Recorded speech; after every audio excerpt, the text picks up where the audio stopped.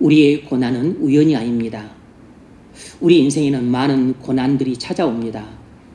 인간관계가 깨지는 아픔, 또 사랑하는 사람과 헤어지는 아픔, 또 집 문제로 인한 고통, 돈 문제로 인한 고통, 또 결혼 문제로 인한 고통, 또 친한 사람들의 배신, 여러 가지 인생의 위기가 찾아옵니다. 이처럼 우리는 인생의 여정 속에서 때때로 예상치 못한 고난들을 자주 겪습니다. 피할 수가 없어요.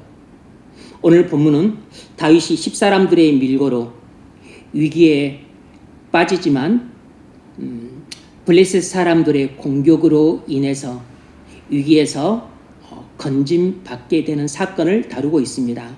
오늘 본문을 통해 우리가 무엇을 알 수 있을까요? 성도에 대한 섭리의 목적은 신앙 인격의 성숙이라는 것입니다. 성도에 대한 섭리의 목적은 신앙 인격의 성숙이라는 것입니다. 오늘 설교 제목은 성도에 대한 섭리의 목적입니다. 성도에 대한 섭리의 목적. 다윗에 대한 섭리의 목적은 다윗의 신앙 인격의 성숙이었습니다. 우리는 오늘 본문을 통해서 고난과 구원이든 배신과 보호든 모든 것이 하나님의 섭리 아래 이루어진다는 것을 볼 수 있습니다. 그렇다면 하나님께서 우리에게 이런 섭리를 통해 이루고자 하신 목적이 무엇이겠습니까? 오늘 우리가 그 점을 살펴보려고 합니다. 첫 번째로 고난조차도 하나님의 은혜로운 섭리라는 것입니다. 고난조차도 하나님의 은혜로운 섭리입니다. 알고 계셨습니까? 이 내용이 19절로 23절에 나와 있습니다. 때에 십사람들이 기브아에 이르러 사울에게 나와 이르되 다윗이 우리와 함께 광야 남쪽 하길라산 숲을 요새에 숨지 아니하였나이까 하면서 십사람들이 다윗을 사울에게 밀고 하는 장면이 나옵니다. 다윗이 십에서 조금 떨어진 하길라산 숲에 숨어 있었는데 십사람들이 다윗의 거처를 사울에게 밀고 했습니다. 이것은 두 가지 점에서 극악무도한 배신 행위였어요. 첫 번째는 다윗이 이스라엘을 블레셋으로부터 구원함으로써 다윗은 이스라엘 민족 전체에 구원을 베풀어준 은인이었습니다. 두 번째는 십사람들이 다윗과 같은 유다 지파였기 때문입니다. 다윗이 범죄했다면 모를까 범죄하지 않았을 뿐만 아니라 왕으로 기름 부음 받았다는 것을 다 알고 있음에도 불구하고 자신들의 안전을 위해 다윗을 사울에게 밀고 한 것은 배은망덕한 행위였습니다. 일전에 아히멜렉이 다윗을 도왔다가 노음 마을 전체가 학살당하는 참극을 경험했습니다. 그랬기에 그에 대한 두려움 때문에 앞서서 그일라 사람들이 다윗을 배신했던 것처럼 이 다윗과 똑같은 유다 지파 사람들인 십사람들도 사울에게 보복당할까 봐 두려워서 자신들의 안전을 위해 다윗을 배신하고 말았습니다. 그래서 다윗은 거처가 사울에게 발각됨으로 체포유기에 처하게 되었습니다. 이것은 인간적으로는 배신당하는 고통이자 큰 위기에 빠진 것이지만 영적으로는 하나님께서 다윗의 신앙을 연단시키기 위해서 허락하신 사건이었습니다. 십사람들의 배신과 다윗의 위기는 모두 하나님의 섭리 아래서 일어난 일임을 알아야 됩니다. 창세기를 보면 요셉 이야기가 나옵니다. 요셉은 형들의 시기를 받아 노예로 팔렸고 설상가상으로 억울하게 누명을 쓰고 감옥에 갇히게 되었습니다. 그런데 당시에는 요셉이 분통이 터졌겠지만 이 모든 것이 하나님의 섭리라는 것을 알지는 못했습니다. 그는 감옥에서 만난 술 관원장 덕분에 바로 앞에 서서 바로의 꿈을 해몽할 기회를 얻게 되었고, 그로 인해서 애굽의 총리로 발탁이 됩니다. 그가 애굽 총리가 된 덕분에 야곱 일가 73명이 고센 땅에 정착해서 한 400년 가까이 이스라엘 민족 200만, 300만으로 번성할 수 있었습니다. 훗날 요셉이 이렇게 회고를 합니다. 창세기 50장 20절, 당신들은 나를 해하려 하였으나 하나님은 그것을 선으로 바꾸사 오늘과 같이 많은 백성의 생명을 구원하게 하시려 하셨나니. 형들은 나를 해하려고 했지만 하나님은 그 해침을 오히려 구원으로 바꾸셨다는 것입니다. 형들의 악을 하나님은 선으로 바꾸시는 은혜로운 섭리를 통해서 우리 모두를 구원하셨다는 것이에요. 요셉에게 일어난 모든 일은 전부 하나님의 은혜로운 섭리였다는 것을 그때서야 깨닫게 된 것입니다. 요셉이 형제들의 시기로 노예로 팔려간 것도, 누명을 쓰고 감옥에 갇히게 된 것도, 감옥에서 술 관원장을 만난 것도 전부 하나님의 은혜로운 섭리였던 겁니다. 뭘 알 수 있죠? 성도에게는 고난조차도 은혜로운 섭리라는 걸 알 수 있죠. 여러분, 우리에게는 고난조차도 은혜로운 섭리인 것입니다. 미움을 받아서 배척을 받는 것도 하나님의 은혜로운 섭리입니다. 배신을 당해서 쓰라린 고통을 겪는 것도 하나님의 은혜로운 섭리예요.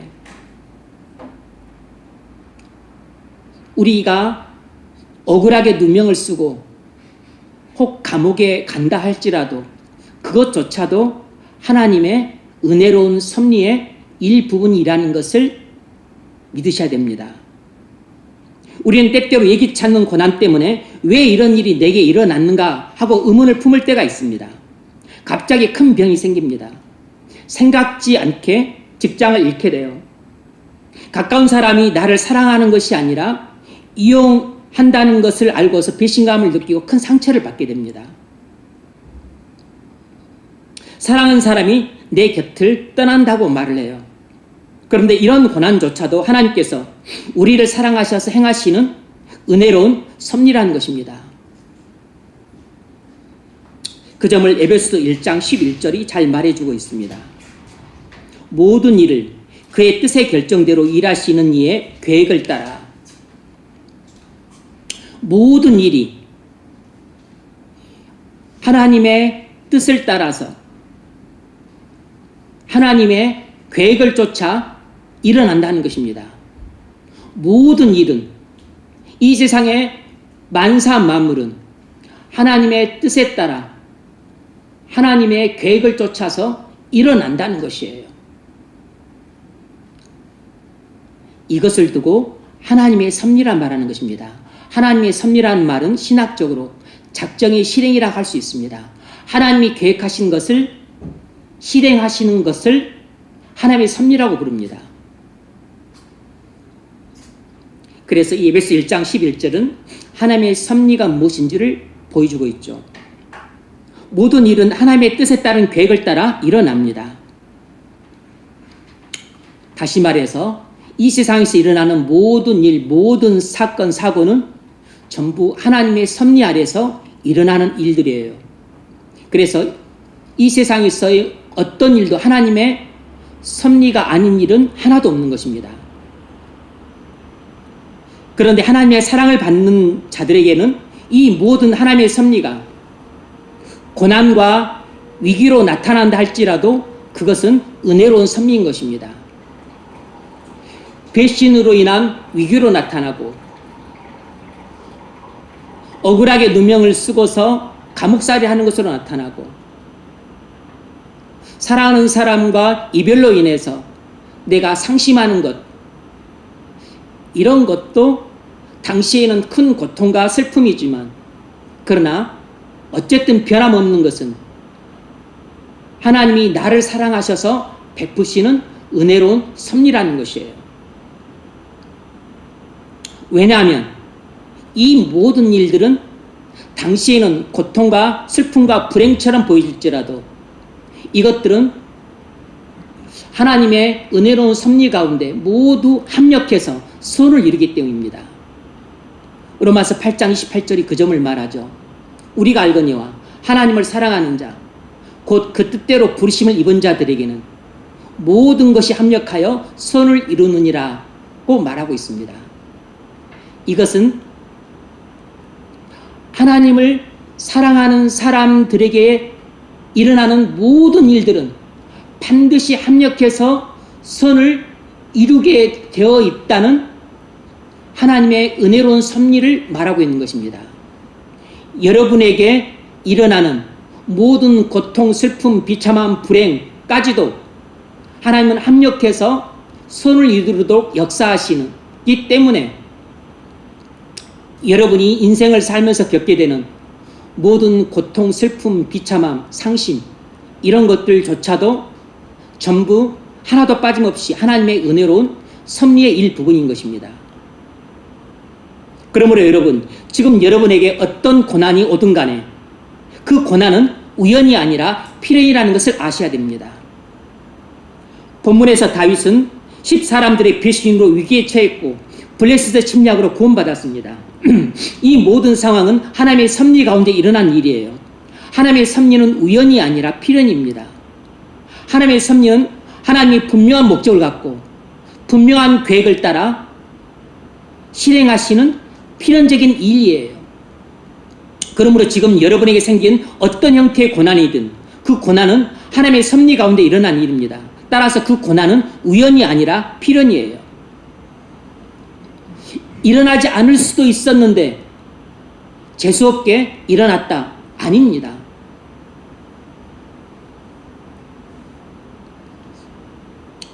반드시 일어나야만 할 일이 일어난 것이에요.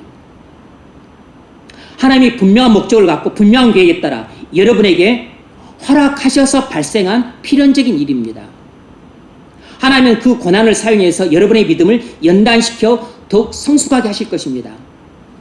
하나님은 여러분의 믿음을 성숙시키실 목적으로 여러분에게 필요하다면 고난과 위기를 주시는 것입니다. 배신도 당하게 하시고 억울하게 누명을 쓰기도 하시고 시기를 받아서 고초를 겪게도 하시는 것입니다. 그러므로 여러분, 고난을 당하거든 기쁘게 여기십시오. 왜냐하면 그 고난은 하나님의 은혜로운 섭리를 따라 여러분에게 주어진 것이므로 여러분의 믿음을 성숙시킬 목적으로 주어진 것입니다. 그러므로 고난이 당시에는 고통스럽고 슬프긴 하지만 그러나 우리 신앙 인격을 성숙시킬 목적으로 하나님께서 내게 허락하신 일이기 때문에 그 고난은 내게 반드시 해가 되는 것이 아니고 도움이 되는 것입니다. 그래서 야고보 사도가 이렇게 말했습니다. 내 형제들아, 너희가 여러 가지 시험을 당하거든 온전히 기쁘게 여기라. 이는 너희 믿음의 시련이 인내를 만들어내는 줄 너희가 알미라. 인내를 온전히 이루라. 이는 너희로 온전하고 구비하여 조금도 부족함이 없게 하려 함이라. 뭐라 그랬습니까? 야고보 사도는 말하기를 너희가 여러 가지 시련을 말합니다. 너희가 여러 가지 시련과 고난을 만나거든 기쁘게 여기라 그랬습니다. 왜죠? 그 여러 가지 시련과 위기와 고난이 우리 믿음을 연단시키기 때문이라는 것입니다. 그래서 우리 신앙 인격을 성숙시켜 주기 때문이라는 것이에요. 이는 너희로 온전하고 구비하여 조금도 부족함이 없게 하려 함이라. 무슨 뜻이죠? 여러 가지 형태의 고난들이 우리 믿음을 연단시켜서 결국은 우리의 신앙 인격을 성숙시키고 온전케 만들어 줄 것이라는 것입니다. 그래서 이별의 고통이든 사별의 슬픔이든 아니면 돈 문제로 인한 고통이든 집 문제로 인한 고통이든 직장 문제로 인한 고통이든 미움받아서 배척을 받는 고통이든 어떤 고통 시련이든 간에 그것은 우리의 믿음을 성숙시켜주기 때문에 반드시 도움이 된다는 것입니다. 하나님은 여러분에게 허락하신 고난들을 통해서 반드시 여러분의 믿음을 성숙시키십니다. 왜냐하면 고난조차도 우리에게는 하나님의 은혜로운 섭리이기 때문입니다. 그러므로 우리에게 고통과 슬픔과 불행감을 안겨다 주는 고난이지만 고난은 반드시 여러분의 믿음을 성숙시켜 주기 때문에 고난을 당할 때 그것을 기쁘게 여기는 보다 성숙된 태도를 가질 수 있기를 바랍니다. 두 번째로 보호도 하나님의 은혜로운 섭리라는 것입니다. 보호도 하나님의 은혜로운 섭리예요. 이 내용은 24절로 28절 상반절까지 나오는데 읽지 않겠습니다. 10사람들의 밀고를 받고 사울은 기뻐해서 다윗을 잡으러 갔습니다. 사울은 많은 군대를 동원해서 다윗 일행을 포위하여 거의 잡을 수 있었어요. 그런데 갑자기 블레셋에 침략했다는 소식을 듣고 사울이 군대를 철수해서 돌아가 버렸습니다. 이 일은 단순한 우연이 아니라 꼭 일어나야 했던 필연이에요. 왜냐하면 이 일은 하나님의 섭리로 일어나는 일이기 때문입니다. 그래서 다윗은 목숨이 경각간에 달려있는 절체절명의 위기에 처했다가 뜻하지 않게 갑작스럽게 블레셋 침공으로 인해서 그 위기에서 모면을 하게 되었습니다. 하나님은 전쟁을 사용하셔서 다윗을 죽을 위기에서 건져주셨어요. 하나님은 블레셋 공격마저도 다윗을 보호하시는 수단으로 사용하셨습니다. 블레셋 공격으로 사울의 군대가 퇴각한 것은 전적으로 하나님의 은혜로운 섭리로 말미암는 다윗에 대한 하나님의 보호였어요. 그러므로 성도에게는 당연히 보호도 하나님의 은혜로운 섭리인 거죠. 에스더서를 보면 하만이 음모를 꾸며서 유대인들을 몰살시키려고 했습니다. 그래서 하만의 계략대로 일이 척척 진행되는 듯이 보였어요. 그러나 여기서 하나님의 보이지 않는 섭리의 손이 움직이기 시작합니다. 어느 날 밤 아수레오 왕이 잠이 오지 않아서 역대 일기를 읽다가 모르드게가 수문장인 모르드게가 영모 사건을 적발했다는 것을 잊게 돼요. 그래서 뜬금없이 하만은 모르드게를 미워해서 유대인 전체를 몰살시키려고 했는데 갑자기 모르드게가 높임을 받게 되고 그리고 모르드게와 그 에스더의 목숨을 건 그 믿음의 순종 덕분에 하나님이 적극적으로 개입하셔서 모든 판세를 뒤엎습니다. 그래서 유대인들이 몰살당한 것이 아니고 유대인을 몰살시키려고 했던 하만이 자기 꾀에 넘어가서 하만이 교수형을 당하게 돼요.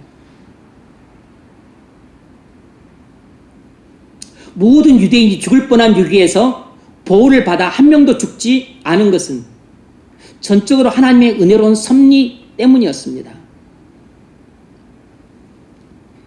이처럼 하나님의 섭리의 손길은 우리 눈에 보이지 않지만 한시도 쉬지 않고 우리를 모든 고난에서 건지고 모든 위기에서 보호하기 위해서 배후에서 움직이고 계시는 것입니다. 하나님의 섭리의 손길이 우리 눈에 보이지 않는다고 해서 하나님이 졸고 계시거나 주무시고 계시는 것이 아닌 것입니다.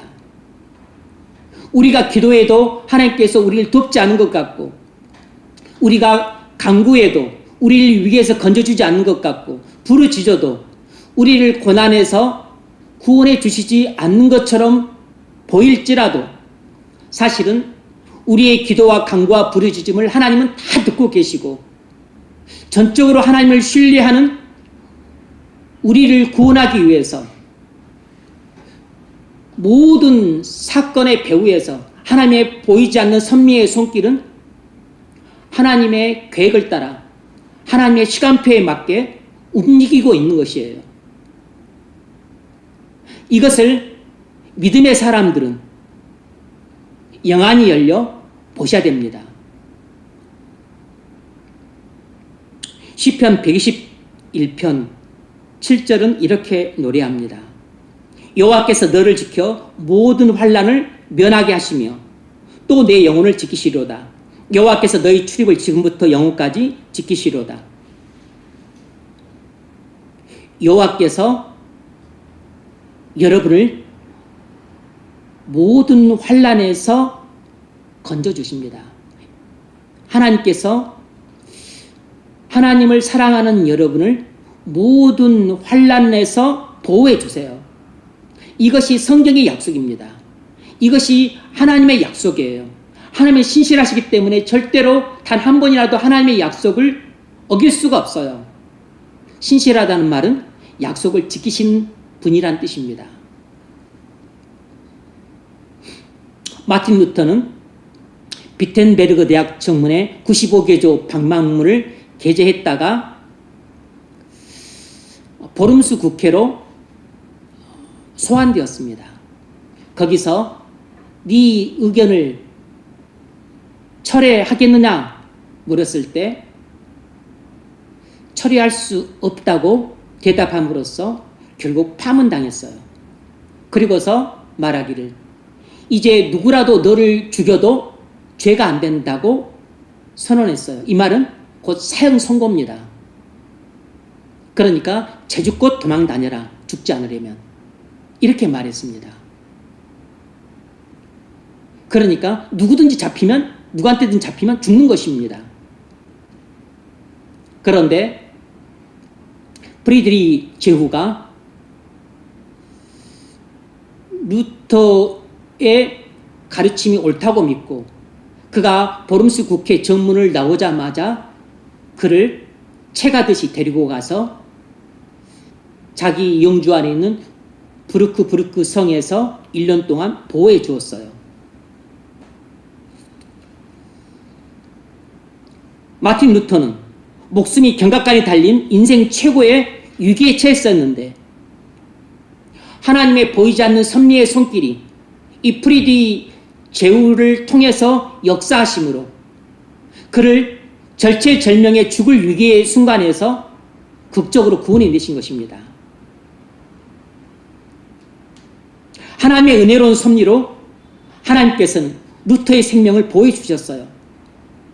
그러므로 95개조 방방문을 게재한 것도 보름수 회의에서 사형 선고를 받은 것도 프리디 제후의 보호를 받은 것도 종교개혁이 여운의 들불처럼 세계로 퍼져나가는 것도 그리고 자신이 한 번도 개혁하지 않았지만 프로테스탄트라는 새로운 기독교, 개신교가 탄생한 것도 하나님의 전적인 은혜로운 섭리로 인해 일어난 일입니다. 루터는 한 번도 종교개혁을 일으키려고 한 적이 없어요. 로마 교회를 벗어나서 개신교를 만들 생각을 한 적이 없습니다. 단순히 로마 교회의 오리를 바로잡고자 했을 뿐이었어요. 그런데 루터의 의도와는 전혀 다르게 일이 진행됐습니다. 뭐죠?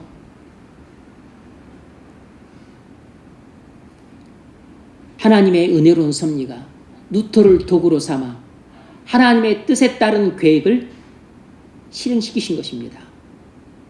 그러니까 루터의 95개조 방방문 게재나 보름수 국회에서 네, 철회하겠습니다 그랬더라면 파문 안 당하고 그걸로 마무리됐을 겁니다. 그런데 그렇게는 못하겠습니다.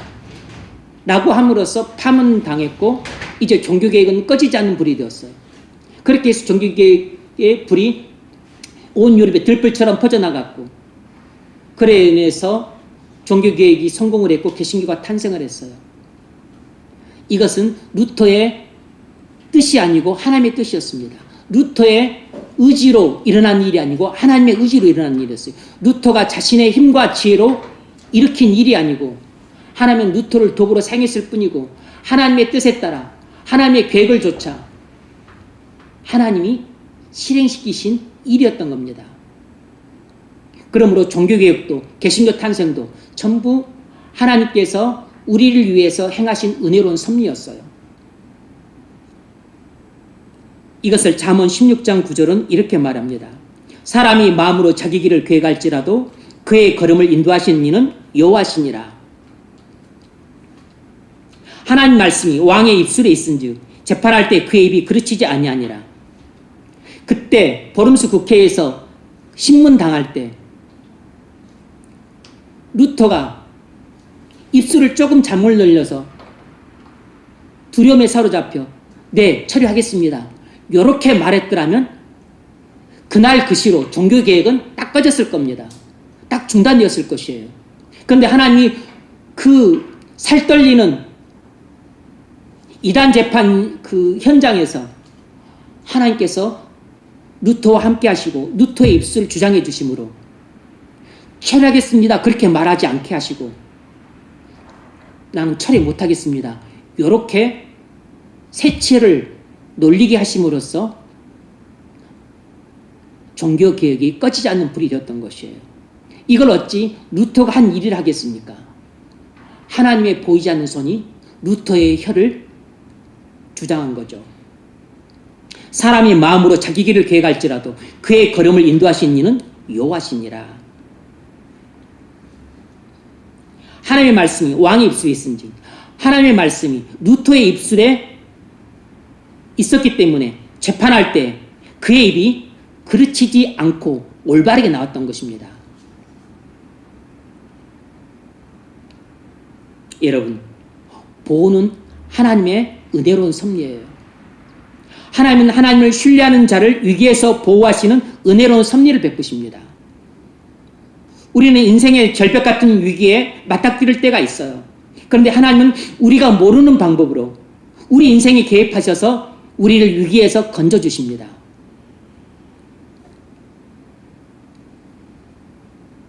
루터가 버름스 국회에서 목숨을 걸고 처리 못하겠습니다. 그렇게 말하고 나올 때 누가 자기를 낚아채서 1년 동안 성에서 안전하게 보호해 줄 줄 알았겠습니까? 하나님이 영원전에 자신의 뜻을 따라 계획하신 일을 성취하신 것이에요. 여러분, 우리가 산호라면 인생의 어느 한때 한치 앞을 내다볼 수 없는 상황에 직면할 때가 있습니다. 저는 집 문제에 있어서 그런 일을 자주 경험했어요.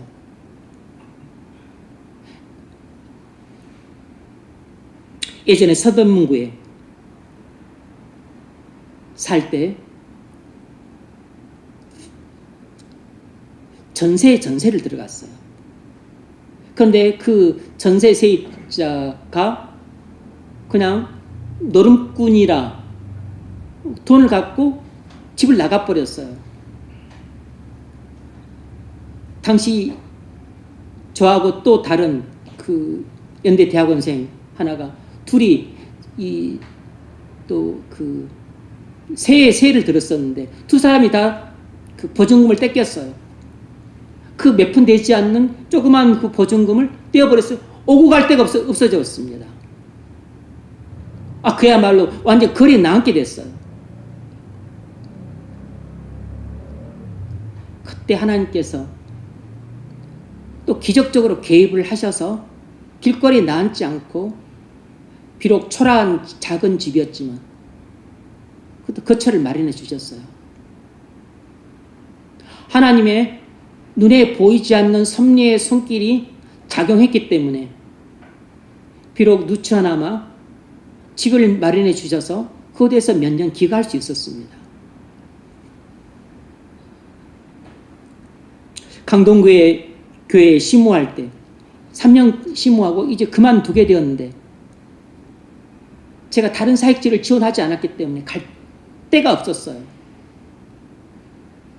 더 이상 부목사 사역을 하기 마음이 안 생겨서 그냥 아무도 이력서를 내지 않았어요. 근데 나가야 되는데 우리 갈 데가 없는 것입니다. 근데 또 거기서 또 목사님을 통해서 하나님께서 역사하셔서 전혀 예기치 않은 곳으로 또 보내셨어요. 그래서 강주로 가게 됐습니다. 하나님의 보이지 않는 섭리의 손길이 제가 정한 시간의 표에 맞게 움직여준 것은 아닙니다. 나갈 때 한 달이 지났음에도 불구하고 못 나갔습니까? 그런데 하나님의 때 그리고 하나님의 방법으로 그리고 하나님이 정하신 장소로 옮겨주신 것이에요. 또 그 광주 교회에서 제가 그만둘 때도 사역지를 안 정했습니다. 그만두었어요. 나가야 되는데 나갈 데가 없습니다. 거처를 정할 데가 없어요. 가진 돈도 없고 돈이 있으면 뭐 문제도 안 되지만 그때도 얼마나 애를 타고 어려움을 겪었는지 몰라요. 집을 나가야 되는데 나갈 데가 없어요. 나갈 데가. 그래 뭘 하겠습니까? 할 수 있는 거랑 기도하는 것밖에 없어요. 그냥 뭐 기도하고 간구하고 그것도 안 되니까 금식하면서 그냥 부르짖는 것입니다.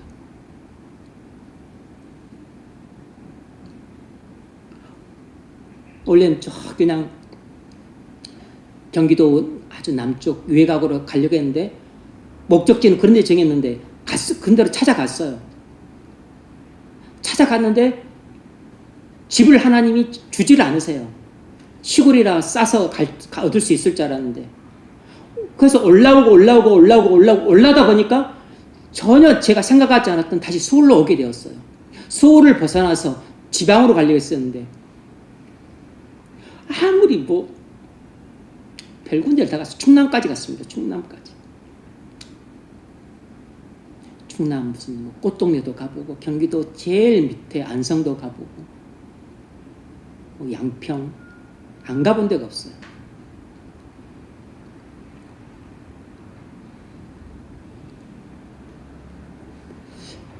서울에 머물게 된 것은 제 뜻이 전혀 아니었습니다.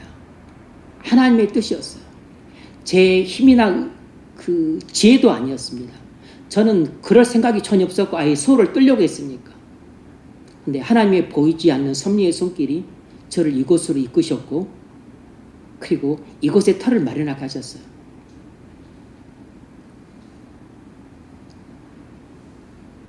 예배당 구할 때도 우리 재개발하니까 나와야 되는데 도무지 구할 수가 없습니다. 당시 코로나 시절이라 교회에 대한 이미지가 안 좋아가지고 예배당 자리를 구할 수가 없어요. 몇 달을 돌아다녔지만 구하지 못했습니다. 근데 이제 나가야 되는 날 딱 닷새 남겨놓고 이곳을 구했어요. 그리고 3일간 공사하고 그리고 그 다음 날 이사하고 그리고 그 다음 주일에 들어왔습니다. 번개불에 콩 볶아 먹듯이 들어왔어요.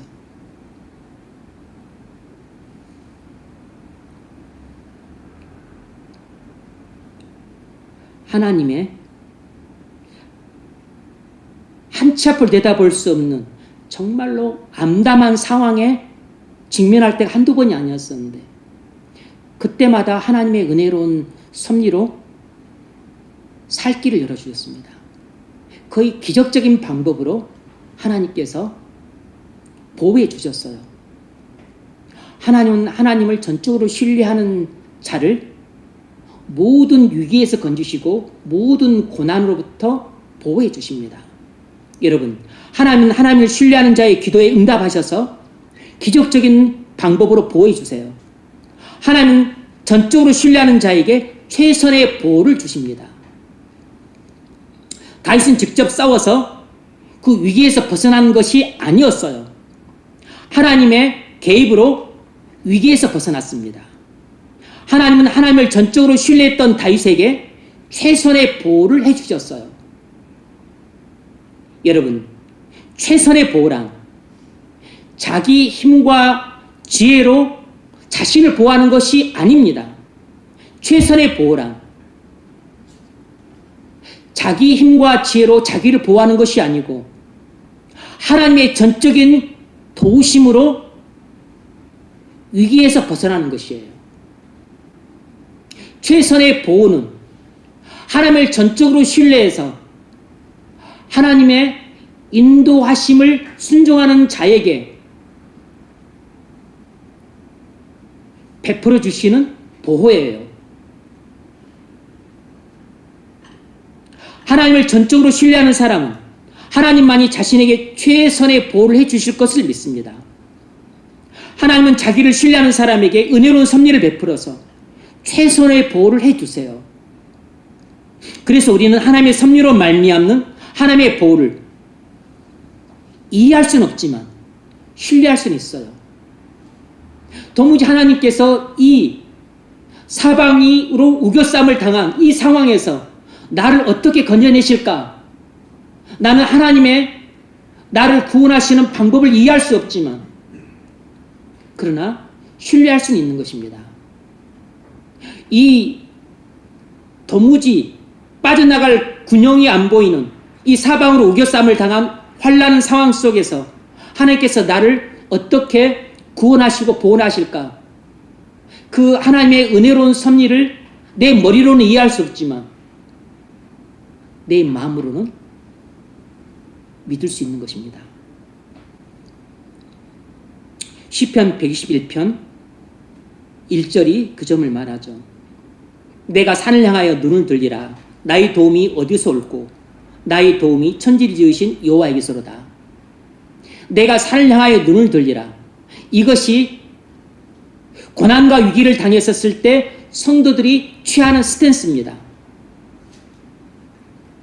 사방으로 우겨쌈을 당해서 도무지 빠져나갈 구멍이 안 보이는 환난 속에 빠졌을 때 성도들이 어떤 스탠스를 취해야 되냐면 내가 산을 향하여 눈을 들리라. 나의 도움이 어디서 올꼬? 나의 도움이 천지를 지으신 여호와에게서로다. 이렇게 하나님을 전적으로 신뢰하는 마음이 있을 때 자기 힘으로 자기를 보호하는 방법을 포기합니다. 자기 지혜로 사방으로 우겨쌈을 당한 이 환난에서 벗어나는 길을 중지해요. 그리고서 하나님의 보이지 않는 섭리의 손길을 전적으로 신뢰하고 맡깁니다. 이것이 하나님을 전적으로 신뢰하는 사람이 환난에서 보호받는 방법이에요. 내가 산을 향하여 눈을 돌리라. 나의 도움이 어디서 올꼬? 나의 도움이 천지를 지으신 여호와에게서로다. 하나님은 절대로 신뢰를 배신하지 않으시는 분이세요. 오늘 우리도 다윗처럼 하나님을 전적으로 신뢰하시기를 바랍니다. 그러면 반드시 여러분의 신뢰의 응답에서 여러분의 힘과 지혜로는 절대로 빠져나갈 수 없는 그 고난에서 하나님은 보이지 않는 섭리의 손길로 여러분을 구원하실 것입니다. 여러분의 힘과 지혜보다 하나님의 보이지 않는 섭리의 손길이 가장 확실한 보호 방법이에요. 하나님은 하나님을 신뢰하는 자에게 최선의 보호를 해주십니다. 그러므로 여러분에게 보호는 하나님의 은혜로운 섭리예요. 세 번째로 섭리의 목적은 성도의 신앙 인격의 성숙이라는 것입니다. 섭리의 목적은 성도의 신앙 인격의 성숙입니다. 28절 하반절 그것을 셀라 하만 누곳이라 칭하니라. 다윗이 거기서 올라가서 엔게디 요새에 머무니라. 셀라 하만 누곳이란 탈출의 바위라는 뜻입니다. 다윗은 사람들의 배신으로 인한 위기와 블레셋의 공격으로 인한 구원을 겪으면서 믿음이 한층 더 성숙해졌습니다. 그가 자기가 위기를 벗어난 그것을 탈출의 바위라고 명명했던 것은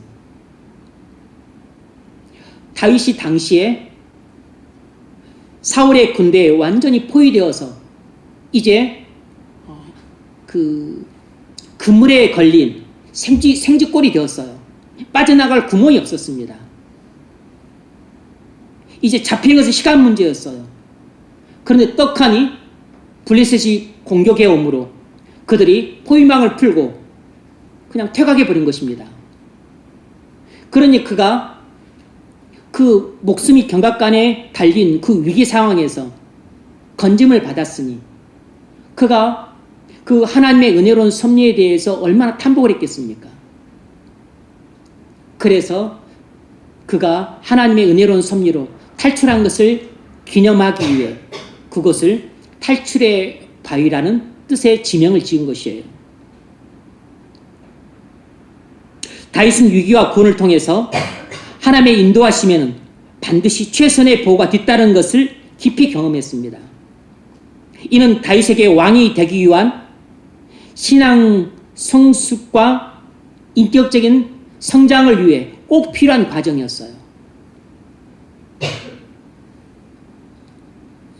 히브리서 12장 10절이 그 점을 말합니다.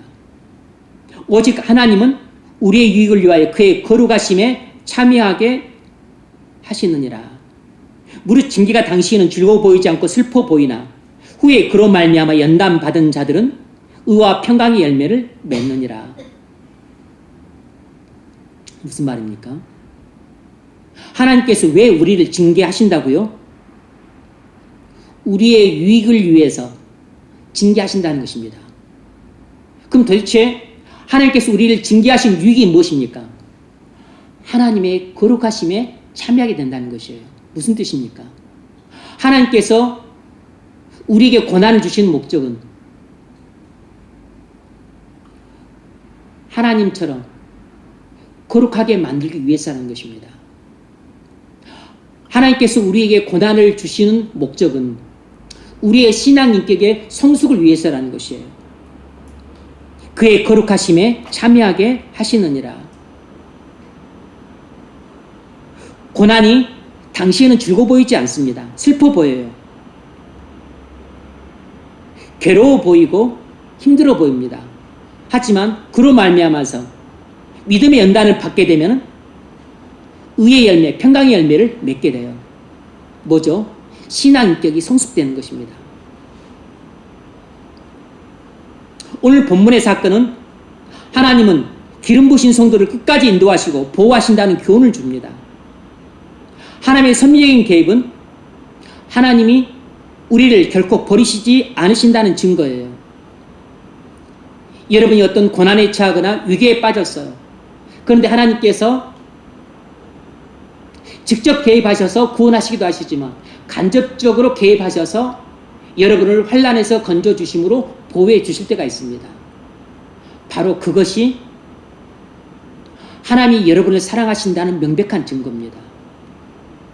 하나님이 여러분을 기름 부으셔서 구원받은 백성으로 삼으셨기 때문에 여러분을 인도하시고 보호하신다는 명백한 증거예요. 여러분이 하나님을 신뢰한다면 하나님은 여러분을 인도하시고 보호하시기 위해서 끊임없이 은혜로운 섭리를 베푸십니다. 하나님의 은혜로운 섭리가 끊임없이 여러분에게 베풀어지고 있다면 그것은 하나님이 여러분을 사랑하심으로 함께 하신다는 증거입니다. 시편 57편 2절이 그 점을 말합니다. 내가 지존하신 하나님께 부르짖으며 곧 나를 위하여 모든 것을 이루시는 하나님께로다. 기도가 중요하다는 것을 알 수 있죠. 우리 신앙생활에 기도가 중요하다는 걸 알 수 있어요. 내가 하나님께 부르짖으며 나를 위하여 모든 것을 이루시는 하나님께로다. 하나님이 어떤 분이라고 그랬습니까? 나를 위하여 모든 것을 이루시는 분이라고 그랬습니다. 하나님은 은혜로우신 분이기 때문에 내게 베푸시는 섭리도 은혜로운 섭리일 수밖에 없어요. 하나님이 내게 고난을 허락하시든 사랑하는 사람과 이별을 허락하시든 친한 친구에 배신을 당하게 하시든 억울하게 누명을 쓰고 어려움을 겪게 하시든, 잘 다니는 회사에서 쫓겨나게 하시든, 아니면 돈 문제로 어려움을 겪게 하시든, 집 문제로 어려움을 겪게 하시든, 배우자나 결혼 문제나 자식 문제로 어려움을 겪게 하시든, 그 형태가 고난이든 위기든 환난의 형태든 간에 상관없이 하나님은 본디 선하시기 때문에 사랑하는 우리에게도 선하게 은혜로운 섭리를 베푸세요. 그래서 우리에게 허락하신 고난이든 위기든 고초든 슬픔이든 심지어 쓰라린 사별이든 이건 전부 하나님이 나를 사랑하셔서 베푸시는 은혜로운 섭리인 것입니다.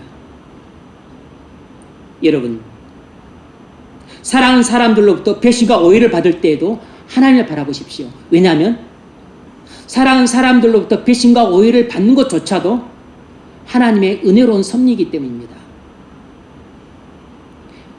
사랑하는 사람들로부터 배신당하고 믿을 만한 사람들로부터 오해를 받았다고 해서 처음에는 좀 화도 나고 짜증도 나겠지만 분통만 터뜨리지 마십시오. 그때 그 오해와 배신 너머에서 있는 하나님의 은혜로운 섭리에 보이지 않는 손길을 바라보시기 바랍니다.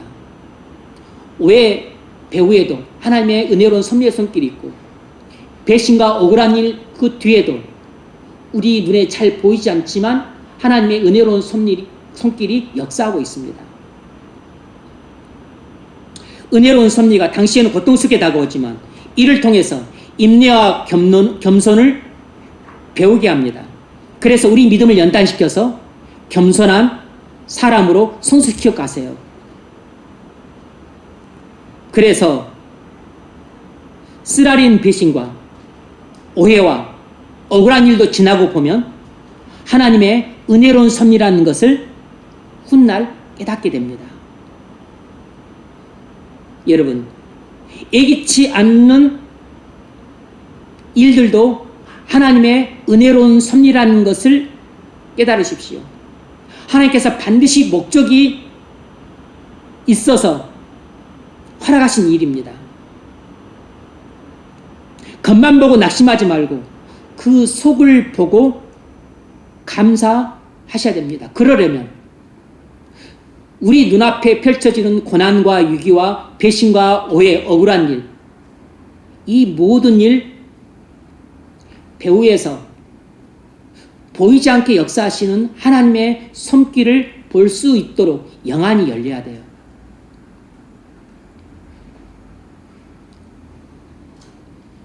사업의 실패, 뼈 아프죠. 연애의 실패, 뼈 아픕니다. 직장 생활의 실패, 뼈 아프죠. 인간관계의 실패로 인한 고통, 그 뼈 아픕니다. 질병, 뜻밖의 사고, 우리에게 엄청난 고통을 가져다 주는 일들이에요. 하지만 어느 것 하나 하나님의 은혜로운 섭리가 아닌 게 없습니다. 그것은 우연히 일어난 일이 결코 아니고 필연적으로 일어나야 될 일이 일어난 것입니다. 우리에게 일어난 일 중에는 단 하나도 우연이 없고 전부 필연이에요. 왜냐하면 우리에게 일어난 모든 일들은 전부 하나님의 섭리이기 때문입니다. 하나님의 뜻에 따라 하나님의 계획을 쫓아 하나님께서 직접 행하신 일이거나 허락하셔서 일어난 일들이에요. 그러므로 우리에게 좋은 일이 일어났든 우리 생각에 안 좋은 일이 일어났든 기쁜 일이 일어났든 슬픈 일이 일어났든 즐거운 일이 일어났든 고통스러운 일이 일어났든 이 모든 일들은 전부 하나님의 은혜로운 섭리입니다. 좋은 일, 기쁜 일, 행복한 일은 하나님의 은혜로운 섭리고 고통, 위기, 불행은 그건 하나님의 대단히 나쁜 섭리다. 이렇게 생각하시면 안 돼요. 그건 하나님의 섭리를 오해한 것입니다.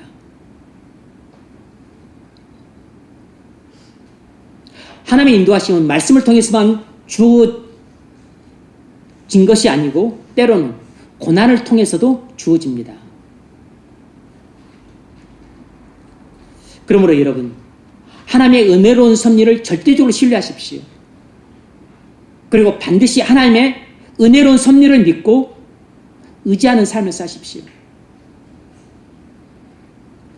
우리 시선은 눈에 보이는 일들에 머물기 쉽지만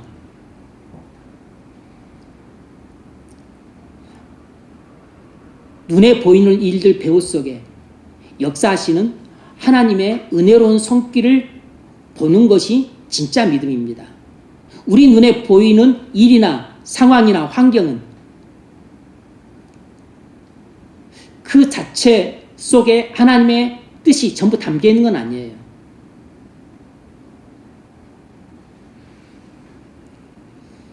그러니까 우리는 결과만 보기 쉬운데 사실은 과정을 통해서 하나님은 우리를 성숙한 사람으로 빚어가세요.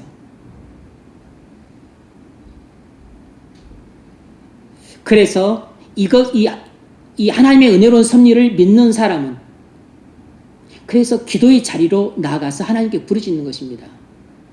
내 영안이 어두우니까 이 눈에 보이는 일들 속에 배후에 있는 하나님의 은혜로운 섭리의 손길을 볼 수 있게 해달라고. 그래서 이 모든 일들이 합력해서 선을 이루는 하나님의 은혜로운 섭리라는 것이 믿어지게 해달라고 기도하는 것이에요. 그래서 지금 당장은 이것이 고통과 슬픔과 불행으로 나타났지만 사실은 내 믿음을 연단시키는 유익을 가져다 주어서 결국은 나의 신앙 인격을 성숙시켜서 그렇게 준비시켜 하나님이 내게 맡기고자 하시는 위대한 사명을 감당하는 자리에 두고자 하시는데 내 눈이 어두울 때는 이것을 모르는 것입니다. 볼 수가 없는 것이에요.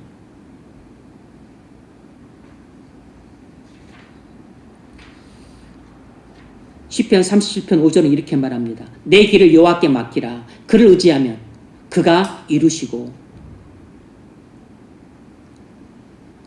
하나님을 전적으로 신뢰하는 사람은 하나님의 모든 섭리가 내게 선하고 은혜롭고 의롭다는 것을 굳게 믿습니다. 그래서 자신의 갈 길을 여호와께 완전히 의탁하는 것이에요. 내 길을 여호와께 맡기라. 그를 의지하면 그가 이루시고. 말씀을 맺겠습니다. 여러분, 하나님의 은혜로운 섭리는 우리에 대한 하나님의 사랑의 표현이에요. 하나님이 우리를 사랑하시기 때문에 우리에게 행하시는 모든 섭리가 은혜로운 것입니다. 하나님께서 우리를 사랑하시기 때문에 우리에게 하시는 일들 중에 선하지 않은 일이 없고 의롭지 않은 일이 없고 은혜롭지 않은 일이 없는 것이에요. 하나님의 섭리는 우리에 대한 하나님의 지속적인 사랑과 계획의 흔적입니다. 다윗은 위기를 겪었지만 위기와 구원을 통해서 하나님의 은혜로운 섭리를 뜨겁게 경험했습니다. 이런 연단의 과정이 있었기 때문에 그가 신앙 인격이 한층 성숙해질 수 있었습니다. 그런데 이것이 그의 피난 생활에 1년차, 2년차, 3년차 이런 정도였어요. 그러니까 앞으로도 한 7, 8년 이상의 또 그 연단의 기간이 남아 있습니다. 다윗의 연단 기간이 대략 10년에서 13년 정도 되는데 13년 정도 잡으면 다윗은 지금 이제 믿음의 연단을 본격적으로 받기 시작한 지 한 4, 5년 된 것이에요. 앞으로도 한 9년 정도 남았습니다. 왜 그렇게 13년 가까이 이렇게 혹독한 시련을 주었을까요? 목적은 딱 하나밖에 없습니다. 하나님께서 다윗에게 13년 어간에 이렇게 혹독한 시련을 주시는 하나님의 은혜로운 섭리의 목적은 오직 다윗의 신앙 인격을 성숙시키기 위해서였어요. 왜 그렇게 신앙 인격의 성숙과 온전함이 필요했을까요? 다윗을 이스라엘 성군으로 세워서 이스라엘을 마치 주님이 통치하는 것처럼 그렇게 은혜로운 통치를 할 수 있도록 하기 위해서였습니다. 이스라엘 성군으로서 사명을 온전히 감당하도록 하기 위해서 다윗을 혹독하게 연단시켜서 풀무짐과 담금질을 통해 범상한 수준의 믿음이 아니고 둘도 없는, 오직 하나밖에 없는 주님과 비슷한 탁월한 믿음의 온전한 사람으로 만들기 위해서 이런 은혜로운 섭리로 말미암는 혹독한 시련의 과정이 필요했어요.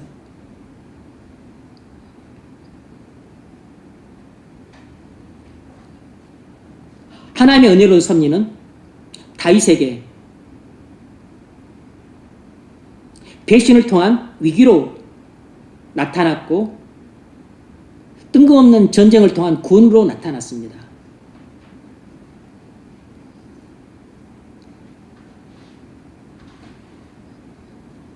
마찬가지로 하나님의 은혜로운 섭리는 우리에게 친한 사람들의 배신,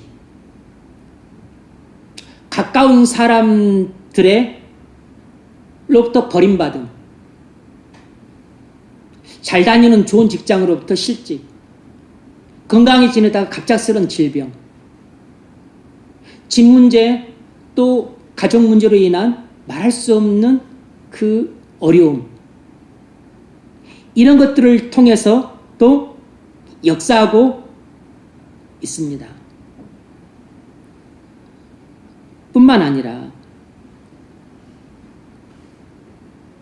하나님의 은혜로운 개입을 통해서 그런 것들로부터 구원받고 또 갑작스럽게 회복이 되고 그리고 놀랍게 치유받는 이런 보호를 통해서도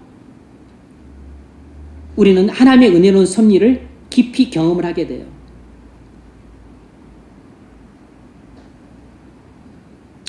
그래서 하나님의 은혜로운 섭리는 지금도 우리 삶 속에서 여전히 역사하고 있습니다.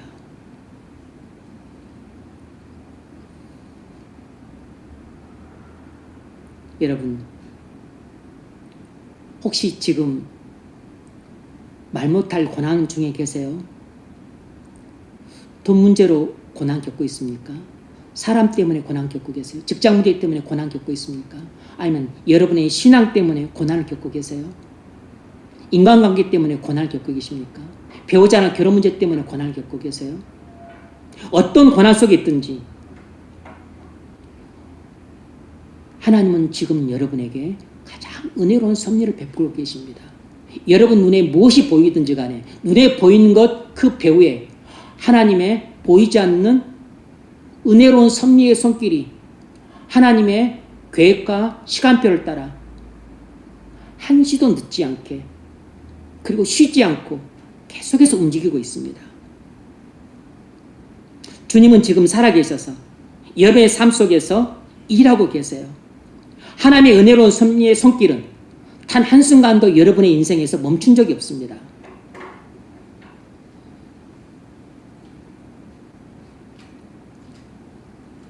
에베소 1장 11절에서 말했죠. 하나님은 그 뜻에 따라 은혜로운 계획을 쫓아서 모든 일을 이루신다고 했습니다.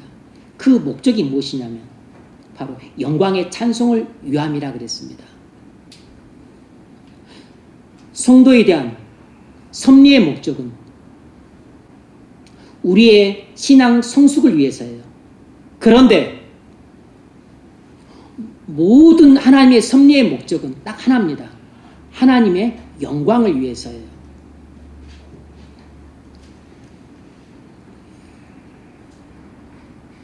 하나님은 당신의 영광을 위해서 이 세상 모든 만사 만물을 섭리하고 계십니다. 바로 하나님의 영광을 위해서 하나님은 우리의 믿음을 성숙시키시는 것이에요. 그러므로 하나님께서 여러분에 대한 섭리는 여러분의 신앙을 성숙시키기 위해서 섭리하고 계신 것이고 여러분에 대한 섭리뿐만 아니라 교회와 나라와 이 세상 전체에 대한 하나님이 섭리하시는 목적은 오직 하나님의 영광을 위해서 섭리하고 계시는 것입니다. 그러므로 모든 섭리에는 목적이 있어요. 그럼 하나님은 목적을 갖고 여러분의 인생을 섭리하고 계십니다. 하나님은 눈 감고 계시지 않고 여러분을 잊지 않으셨어요. 여러분을 기억하고 계시고 무엇보다 사랑하고 계심으로 지속적으로 하나님이 여러분의 인생을 섭리하고 계십니다. 그러므로 하나님을 전적으로 신뢰하십시오. 그러면 지금까지 그랬던 것처럼 앞으로도 여러분을 향하신 하나님의 은혜로운 섭리는 평생뿐만 아니고 영원토록 계속될 것입니다. 하나님의 영광을 위해서. 그러므로 하나님의 섭리의 목적을 따라 여러분이 고난과 위기와 보호와 구원을 받을 때 여러분의 믿음은 성장될 것이고 신앙의 성숙해 갈 것입니다. 그렇게 해서 하나님께서 맡겨주신 사명을 온전히 감당해 갈 때 하나님께 영광이 될 것이에요. 하나님께 영광이 되는 삶을 사시길 주의 이름으로 축원합니다.